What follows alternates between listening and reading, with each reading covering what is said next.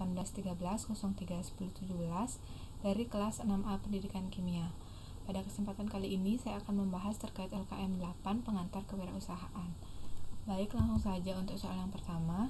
Buatlah bisnis plan bila Anda tempatnya sudah ada di Pasar Banyuasri Singaraja. Bisnis apa yang Anda lakukan? Jelaskan plan bisnis dengan model kanvas. Nah, berikut adalah model bisnis dalam bentuk kanvas yang akan saya buat apabila saya sudah mempunyai tempat di Pasar Banyuasri Singaraja. Dengan keterangan sebagai berikut. Untuk yang pertama yaitu customer segment.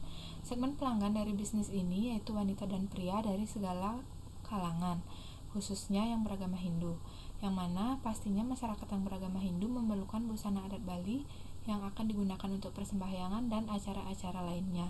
Juga tidak menutup kemungkinan untuk masyarakat Bali yang non-Hindu atau bukan beragama Hindu, karena sesekali mereka juga memerlukan busana adat Bali untuk acara-acara tertentu.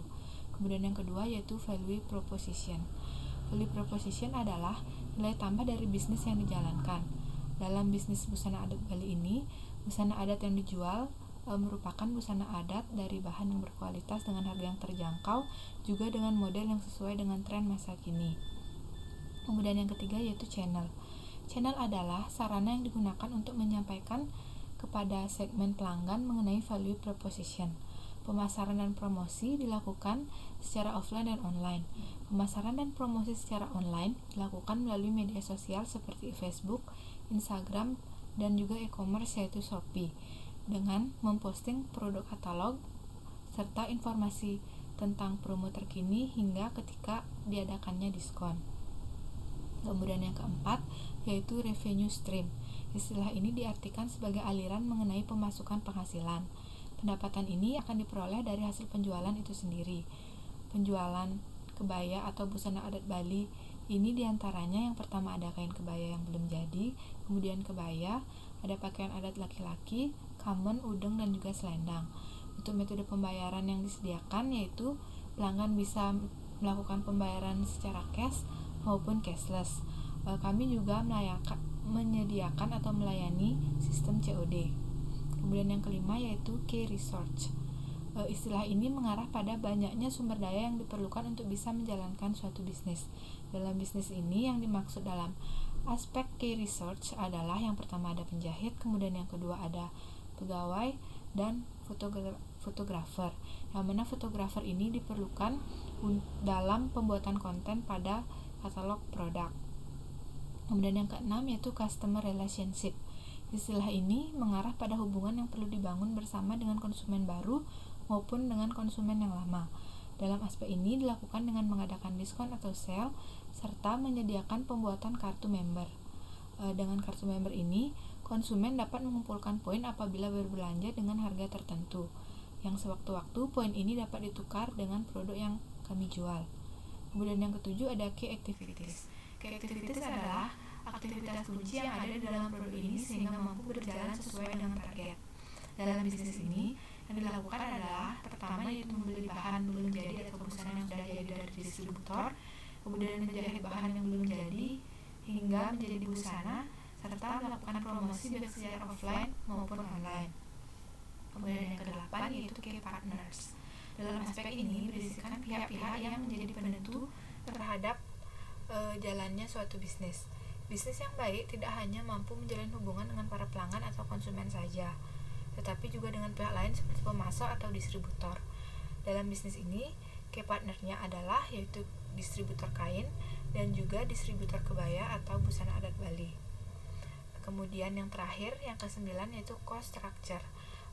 Dalam cost structure ini meliputi biaya yang harus dikeluarkan untuk membentuk, memproduksi, serta memasarkan produk. Dalam bisnis ini yaitu biaya pembelian bahan belum jadi dan busana adat yang sudah jadi dari distributor, kemudian biaya jahit beberapa kain untuk dijadikan busana, selanjutnya gaji pegawai, kemudian biaya sewa tempat dan juga biaya listrik. Baik, selanjutnya untuk soal nomor 2 yaitu success story. Dari Niluh Made Milan Megayoni yaitu Taksu Kebaya Bali sebagai pengusaha bisnis kebaya Bali. Kebaya dan kaum wanita tidak bisa dipisahkan. Kebaya merupakan identitas bagi wanita dalam berbagai acara. Memakai kebaya menambah keanggunan seorang wanita. Hal ini diungkapkan oleh Niluh Made Milan Megayoni, yaitu pemilik usaha gadis Bali Kebaya. Milan mulai tertarik dengan dunia fashion, khususnya kebaya, sejak ia duduk di bangku SMP. Ia belajar sendiri alias otodidak. Hasil karya putri pasangan Iketut Darmita Wirawan dan Niketut Sulandi ini banyak diminati oleh teman-temannya, yang mana pada awalnya promosi dan pemasaran hanya dilakukan melalui mulut ke mulut. Memasuki jenjang perguruan tinggi, minat Milan terhadap kebaya semakin tinggi. Kuliahnya di Stikes Bali jurusan keperawatan pun sempat terganggu. Orang tuanya juga sering mengingatkan agar Milan untuk fokus kuliah terlebih dahulu. Setelah lulus, barulah Milan bisa memikirkan bisnis. Bisnis ini dimulai bersama seorang temannya saat ia masih duduk di semester 4. Usaha rumahan di daerah Kediri Tabanan ini diberi nama Gadis Bali. Nama ini muncul begitu saja. Peminat kebaya lumayan banyak karena ia juga memanfaatkan media sosial untuk melakukan promosi. Terkadang ia sampai begadang untuk menyelesaikan pesanan. Inilah yang membuat orang tuanya khawatir dan meminta ia untuk fokus kuliah terlebih dahulu. Setelah menyelesaikan pendidikan keperawatan, Milan mulai mengembangkan bisnis kebayanya.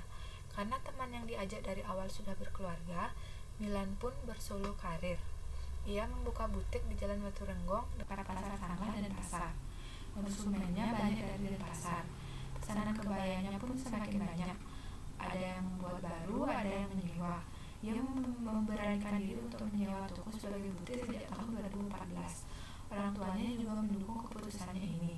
Untuk workshop tetap di Marge, Tabanan.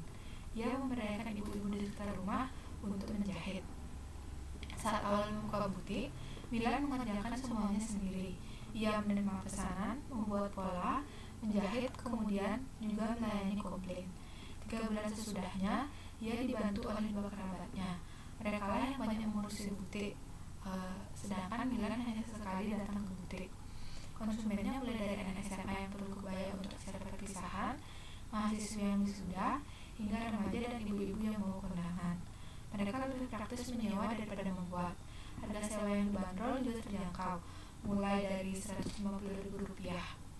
Selain kebaya, ia juga menyiapkan kain dan sandal untuk disewa.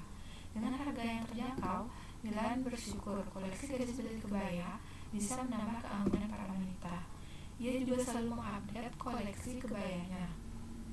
Saya ingin memberi kontribusi untuk mengangkat kebaya Bali yang punya nafsu. Saya ingin wanita tambah cantik dengan kebaya Bali, tegasnya.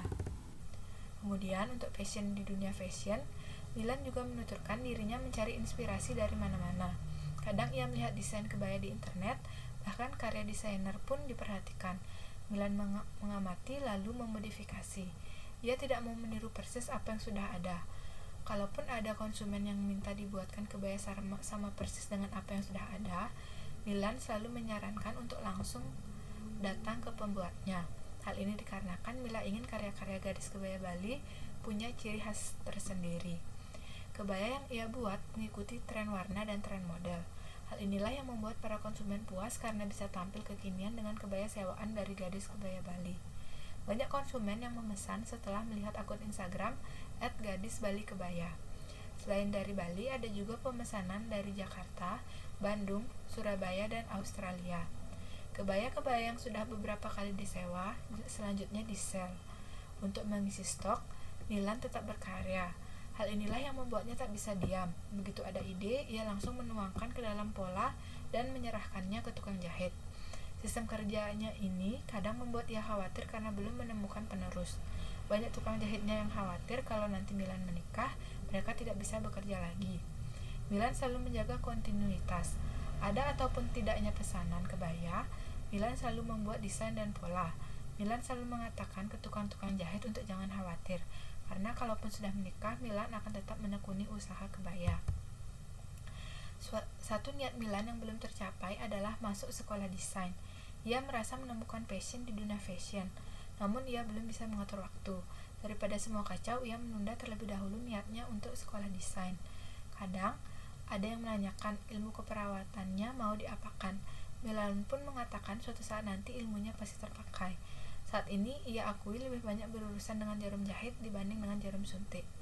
Milan juga kerap mendapat tawaran kerjasama untuk membuka butik di daerah selain Denpasar. Tawaran ini untuk sementara ditolak. Ia khawatir tak bisa menangani banyak tempat dalam waktu yang bersamaan. Nanti ketika sudah punya sistem yang bagus, ia akan siap untuk membuka kerjasama. Ini merupakan potret Milan dan kebaya serta busana yang ia produksi. Baik, sekian pembahasan LKM 8 dari saya. Mohon maaf apabila ada kesalahan kata. Akhir kata saya tutup dengan Parama Santi. Om Santi, Santi, Santi, Om.